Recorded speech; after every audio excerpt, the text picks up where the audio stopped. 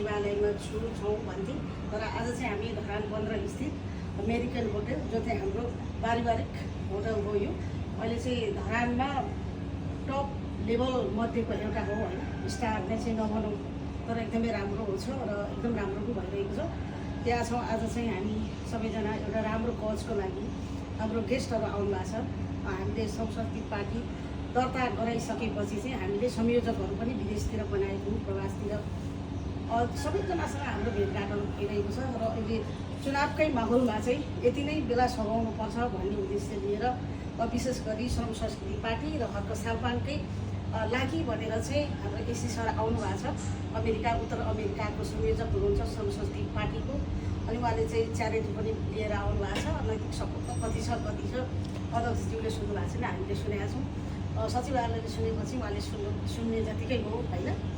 आज पनि हाम्रो थुप्रै कार्यक्रमहरू रहेको छ। बुथहरूमा जाने यताउता गरेर 2 जनै सचिव यहाँ छौँ।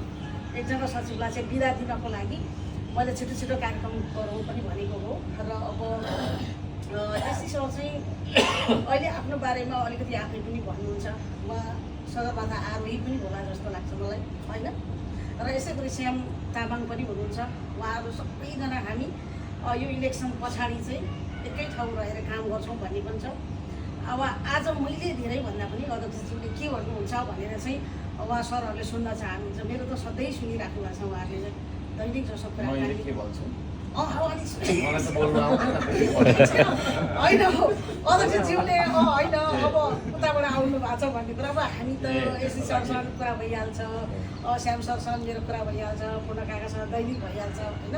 तर अब आज चाहिँ अध्यक्षज्यूले केही भनिदिनुहुन्छ। त्योभन्दा अगाडि चाहिँ उहाँहरूले सहयोग पनि लिएर आउनुभएको छ, के कति लिएर आउनुभएको छ। एसी सरले चाहिँ आफ्नो थोरै परिचय सहित थोरैभन्दा पनि धेरै दिनुभएको हुन्छ, परिचय दिएर चाहिँ गर्नुहुन्छ। नमस्ते, मेरो नाम चाहिँ एसी शेर्पा। म चाहिँ सोलुखुम्बुको दुर्गम टाक्टिङबाट जन्मे चाहिँ अमेरिकामा 1987 देखि मेरो एउटा एजुकेसनको लागि गएको थियो। र म त्यहाँ जाँदा चाहिँ म चाहिँ विश्वमा अब सबैजनाले सगरमाथा शेर्पा भनेर चिनिन्छ। र शेर्पा भन्दाखेरि चाहिँ हेभी क्लाइम्बमा एभरेस्ट भन्दाखेरि चाहिँ त्यो क्वेसन आइरहेको कारणले गर्दाखेरि म चाहिँ 7 महादेशको अग्लो हिमाल चाहिँ आरोहण गरेर विश्व कीर्तिमान गरेर 2010मा चाहिँ गिनिज बुकमा नाम लेखाएको हो। र अहिले चाहिँ म नेपाल सरकारको लागि पनि मैले चाहिँ एउटा अवैधानिक भनेपछि मैले फी बिना म 100% चेयरीको लागि भिजा मैले पनि दिन्छु विदेशीहरूलाई। म अहिले 2016देखि नै काम गर्दै आएको छु। र म चाहिँ सबभन्दा सर्वप्रथम नम्बर के भन्छ भने श्रम संस्कृति पार्टीको अभियान र यहाँ गरेको उहाँको कामको मूल्याङ्कन गरेर चाहिँ मलाई विश्वमा मैले चाहिँ अमेरिकामै बसेर पनि म 35-40 वर्षपछि उहाँको अध्यक्षज्यूको कामको मूल्याङ्कन र उहाँको चाहिँ एकदम कामको चाहिँ आधार मानेर मैले मनबाट नै आएर चाहिँ उहाँलाई चाहिँ विश्वासको आधार मैले आएर चाहिँ यस उहाँसँग भेटघाट गर्ने मौका पनि पाएँ। र फ्युचरको दिनहरूमा पनि यस्तै खालको निरन्तर उहाँको नेतृत्वमा राम्रो काम होस्, देश बनोस्, देशमा सबै कुराको उत्पादन होस् र उहाँ जस्तो व्यक्ति संसारबाट यस्तै खालको व्यक्तिहरू पनि जन्म लियोस्।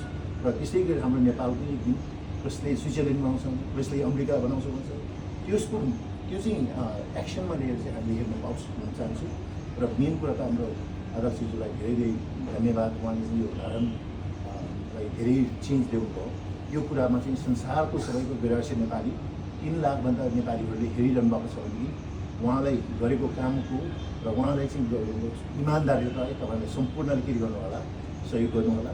र यसमा म नेपालबाट चाहिँ अमेरिकाको लागि संयोजक श्रम संस्कृति पार्टीमा निरन्तर फ्युचरमा पनि काम गर्दा यसरी चाहिँ योगदान दिनुभयो। सम्पूर्ण साथीहरूलाई थ्याङ्क यू, तपाईँको साथ सहयोग गर्नुहुन्छ, धन्यवाद दिन चाहन्छु। अब श्याम सरले अलिकति परिचय सहित मैले दिनु। नमस्कार, म श्याम तामाङ सर आउनु सिन्धुपाल्चोक र सानैमा विदेशतिर गएँ, काम गरेँ, धेरै श्रम गरेँ र अहिले व्यापार गरिरहेको छु, व्यवसाय गरिरहेको छु। तर हामी पनि श्रम संस्कृति पार्टीसँग जोडिने एउटा कारण के छ भने एनआरएनमा लागेर 2007मा गभर्मेन्टको एनआरएनको संस्थापक हुनु र यही हिसाबले गर्दै हामी फिलन्थ्रोपी काम र धेरै कामहरू गरेँ। र एनआरएनको एउटा वर्क फोर्समा चाहिँ जस्तो लापत बस्ती बनाउने, यहाँ सप्तरीमा बाढी पीडित हुने, सिन्धुपाल्चोकमा भुइँचालोमा 47 दिनसम्म हामी लागेर त्यो 14वटा जिल्लामा काम गरेर हिँड्यौँ होइन। भनेपछि फिलान्थ्रोपीमा हामी धेरै लागेर धेरै दुःख गरेर हिँडेपछि एउटा कुरा के बुझ्यो भने राजनीति आफ्नो छ, तर संसदीय पार्टीको एउटा विचार र आफै काम गर्ने, आफै उत्पादन, सबै कुरा आफैले गरेपछि हुने चिज हो, गफले बन्दैन। त्यस कारणले यो पार्टी जुन अर्थजीले जो एउटा भिजन राखेर गरेछ यो चाहिँ अत्यन्तै एकदमै राम्रो छ र यसले चाहिँ एउटा राम्रो ठाउँमा पुर्याउँछ देशलाई। एकदम स्ट्रेट उहाँले आफू भर्खरै भने जस्तो म क्रिस्टल क्लियर छु भने जस्तै देश बनाउनको लागि एकदम क्रिस्टल क्लियर भएर अगाडि बढ्नुपर्छ। त्यस कारणले हामी पनि जति पनि साथीहरू छ सबैजना संसदपट्टि लाग्ने कारणले के हो ठिक। अब सर नमस्ते, मेरो नाम पासङ शेर्पा हो। एकदम अहिले हाम्रो मेयर साहब अनि संसदको सबै सपोर्टरलाई चाहिँ भेट्न पाएको धेरै खुसी छु। र सबभन्दा प्रथम त हामीलाई म पनि अब एसी हामी आउँदै अमेरिकाबाट आएर हामीलाई चाहिँ उहाँ मेयर साहबको चाहिँ त्यो काम उहाँ बोल्न भने उहाँ काम एक्सनमा चाहिँ गएर चाहिँ देखाएको यो चाहिँ हामी सबैलाई एकदमै ठुलो एउटा ऊ पनि भएको छ। त्यहाँ सबभन्दा ठुलो चाहिँ अब हामीलाई हाम्रो नेपालमा मेयर साहब जस्तो छोरा चाहिँ धेरै चाहिँ इमोसन छ कि उहाँहरूको यस्तो मान्छेले चाहिँ यस्तो लाइफ इम्प्याक्ट परोस् न हाम्रो त्यही आदत छ। संसारमा बुद्धले भन्नुभएको छ 3टा कुरा चाहिँ गर्नु सक्दैन अरे, काम, जुन अनि ट्रुथ। उहाँ एउटा ट्रुथ भन्नु चाहिँ मलाई एकदम त्यो त्यसले गर्दाखेरि हामीले त्यो एट्र्याक्ट भयो होइन। सरी म अहिले नै इमोसन्स त्यति बेला नै म आएको। अब हाम्रो अर्को कार्यक्रम रहेको छ, आँसु चाहिँ नदेखाउँ, देखाउन लाज लाग्ने कुरा हो, तर यो समय आएपछि आँसु झर्छ। त्यसमा मेरो साथ धेरै रुनु भएको छ होइन। अब यो चाहिँ चेक हस्तान्तरणको कार्यक्रम रहेको छ। हजुरहरूले चाहिँ काका पनि यतापट्टि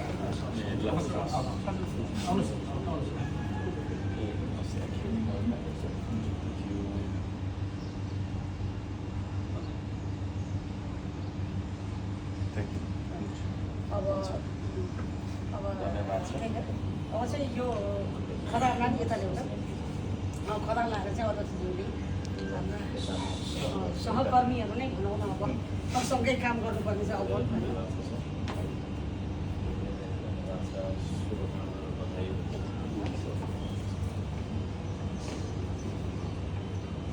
हाम्रो भाइको